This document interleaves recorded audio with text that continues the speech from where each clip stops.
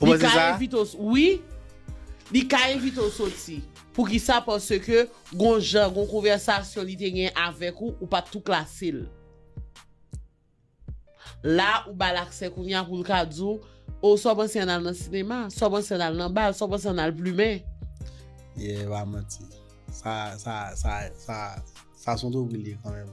Donc, kounya ou gon limite pour bay un monde qui entre dans l'avion ou gon limite pour bay un monde qui dans l'avion. Mais il y a moun qui tellement sous moun tout papa. Ou ap klasser chéri.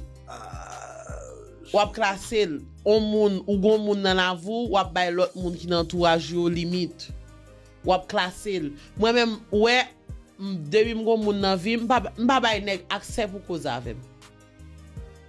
Nous ka parler bay blague mais du moment que et sous cause ou ap vini m'a klasso.